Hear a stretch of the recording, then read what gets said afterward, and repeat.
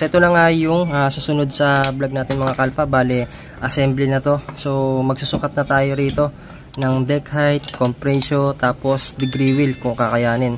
So bago yan, dilinisin muna yung crankshell natin dito. And bababaran muna natin ng degreaser.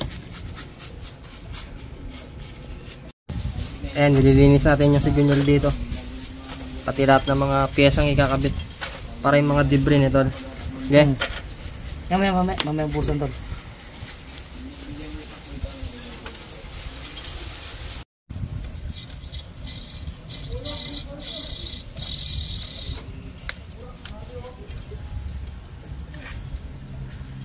Sabi nung nagmamasin shop, makunat daw yung kano, yung hatakan eh.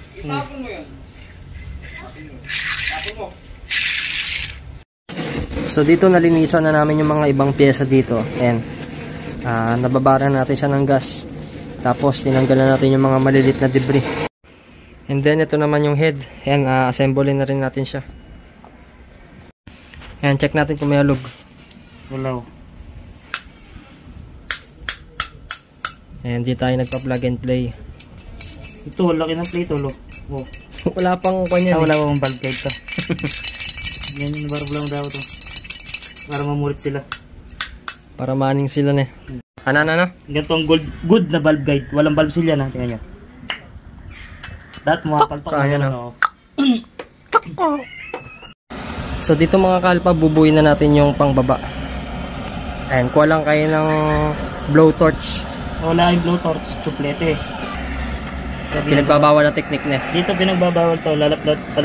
Dapat nga tutusin nga yung sigunyal natin naka-freezer yan. Nag-yellow dapat. Tapos sa malamig no, ay sa mainit na.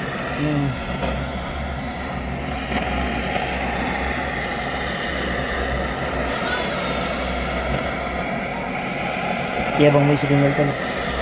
Ha? Yabang may sigunyal natin. So dito yabang nyo lang yung sigunyal.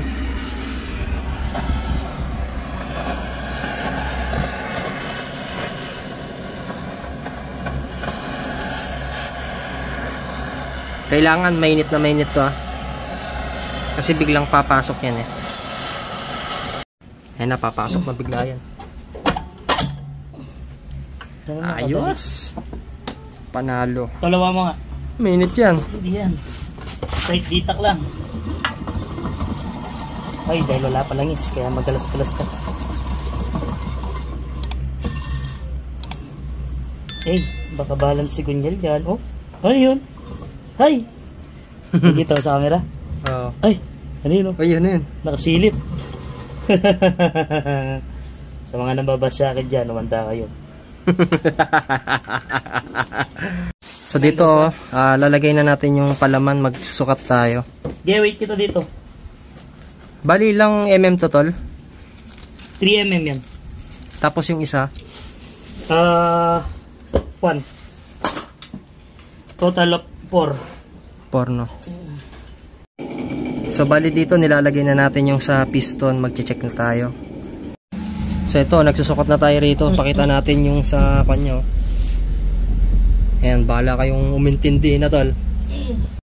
So dito mga kalpa, kapag magbe-build kayo ng may pin or nakapin kayo na may plus, ayan, wag nyo munang ilalagay yung half crankshell kasi marami pa kayong mga i-check dyan. So ito, may palaman siya dyan. Tignan niyo, saktong-sakto siya rito. Kasi dito magsusukat na rin tayo ng deck height. Ayan. After natin masukat yung deck height, salpakan na lahat. Pero double check pa rin natin. Pakita ko lang yung bawat detalye rito. Ayan o. Solid.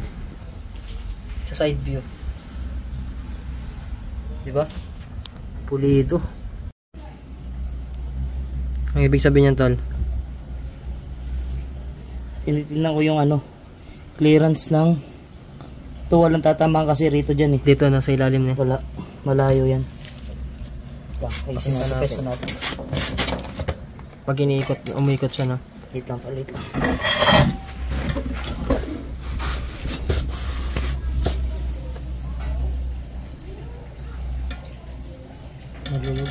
Maluwag.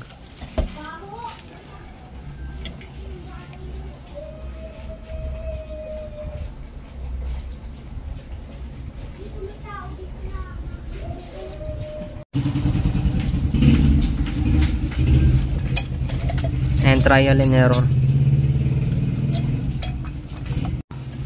Pag dalawang palaman, medyo lubog siya ng konti, no? Plus gasket pa. Gagasket pa tayo dito, tol. Oo. Tataas pa yan. Siguro tataas pa yun. Magiging deck height ni ganito. Saan? Ganyan, yan. Kailangan talaga dalawa, no? Hindi naman, tol. Kasi sa akin, hindi naman dalawang gasket nun eh. Pero ito Isa lang. kasi, Hindi, kahit niya medyo maano, sakto na to. kailangan isa. Yung kanina. Isa lang dapat talaga, kaso, siyempre, ang hinahabol ko, kailangan kong pababay ng konti yung piston. Oo. So dito naglalagay na tayo ng gasket sa crankshell. Kasi bubuhay na tong ilalim.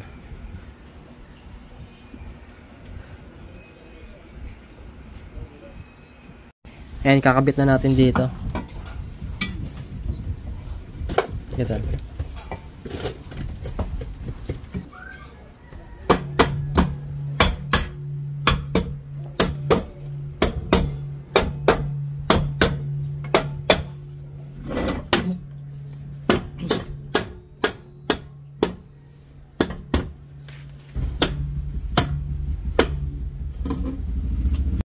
Dito ikakabit na yung mga tornilyo.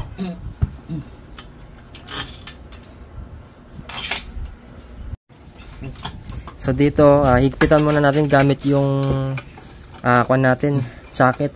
Tapos kuan, mano-manong torque wrench. Hindi natin siya gagamitan ng baril.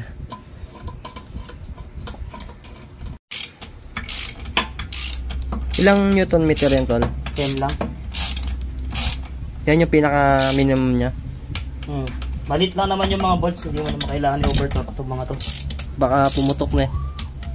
Kung may pambili kang bago shell, wala nang problema. 10k lang, no? Mga second hand eh.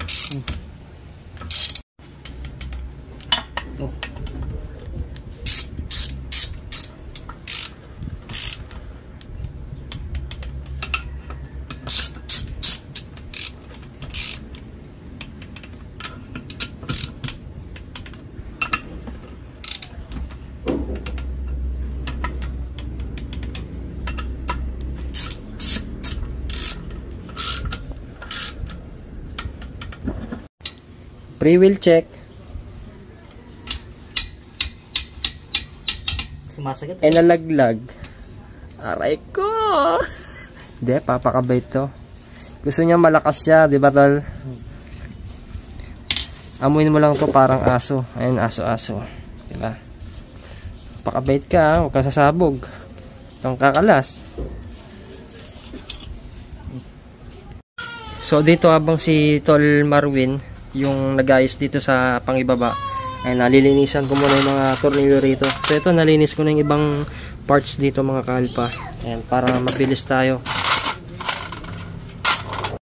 So dito, mga kalpa, nakabit na natin yung chain. Tol, ano yung chain na gamit natin dito? 94 link. Ayan, kailangan nyo ng mahaba ni Tol. So yung palaman nalinis na rin, ilalagay na rin natin siya. So yun, balikan nyo na yung itsura nya. Bali, dalawang palaman pala yung ilalagay natin dito. 6mm yung palaman, tol? Hindi. 4. 4. Isang 3, isang 1, no? Isang 1. Bali 4mm yan. Bali dito, mga kalpa, kukunin na natin yung top dead center nya. So yan, ginamitan pa rin natin siya ng base gasket, tapos dalawang palaman. Ayan. Ito, ina-assemble na yung sa piston natin. And habang ina-assemble niya, pagpapatuloy kong linisan itong mga to. Ayan, para mabilis tayo. Dito nalagay na natin yung mga piston ring. Tapos ilalagay na rin yung chrome bore na block natin.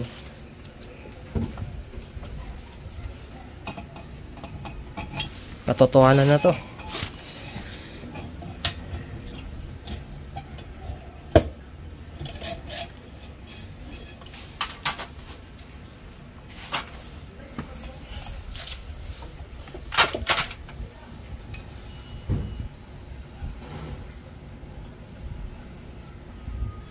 Medyo mabusisi lang pero ganun talaga.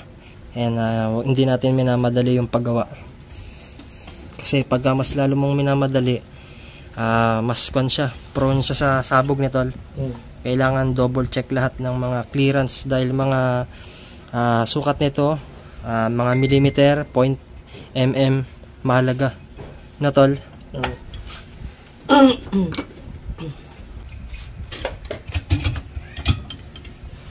Ay, ang daming palaman, no? 4.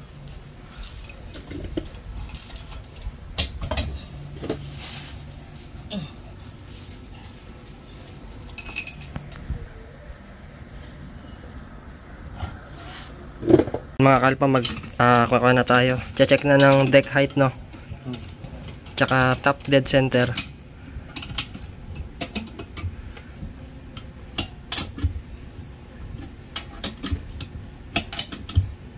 And gagamitan natin ng caliper.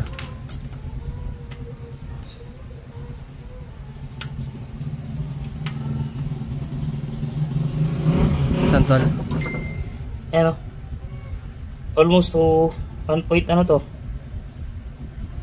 1.6 mm lubog niya. Yung lubog niya, no? Almost 2 mm. Yan to as 2 mm eh.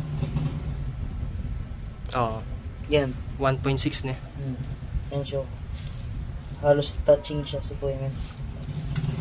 Dito yan. Dito tayo.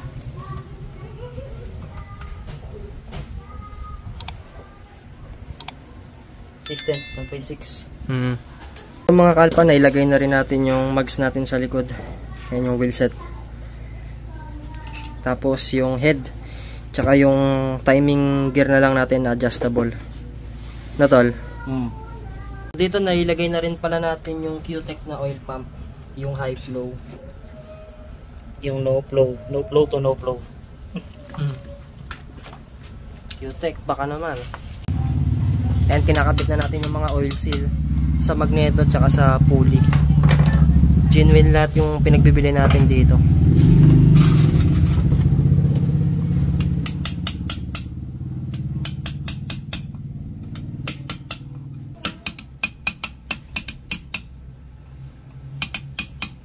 Dito mga kalpa, nasukat na natin yung deck height niya. Ayan, okay na nga yung pang ilalim. Tapos dito mga kalpa, papalapatin natin yung bagong barbula. So magba-valve lapping tayo rito. Ayan. So medyo matagal pa tong prosesong to. Ayan, titimplayin na natin siya. Yung valve lapping kasi parang nililiha siya dito nito, no? Para papakat siya. Para tawag dito walang singaw ne. Para smooth yung kanya flow niya dito sa combustion.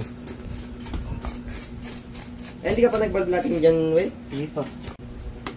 Hindi ko pa naman nilig nagdadala pera ngayon. Nagdala nga lang ako yung 3K. Kaso bigla naman nagka-emergency yung kupal. Dito na port and polish na pala to. Hindi lang natin naipakita. Kasi pagod na rin kanina eh. Natal. Ayan, sa mga mekaniko nyo, alam na nila yan, yung port and polish.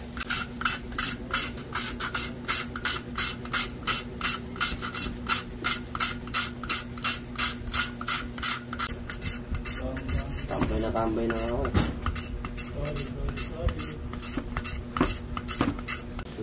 Ayan, syempre kailangan ng gas para yung mga debris walang maiiwan. Pwede kasing mag-cause yan sa block ninyo eh, magasgasan nito, no? Mga tumulo, yung loha. Dito after natin mag-asinta or mag-valve lapping, check natin kung may tagas yung gas dito sa chamber. And matagal din kinuan inasinta. Kasi may debris ng ano, pinagsabugan ng nakaraan. Pero goods pa naman, no? Oo, hindi naman tinamaan yung mismong ano, yung valve seat. Tinamaan lang na slightly pero nahabol ko pa. Hindi ko naman i-release ang name ko dito. Oo. Dito banda niya. Ayun yung tinamaan. Pero nadala, nakakuha sa ano.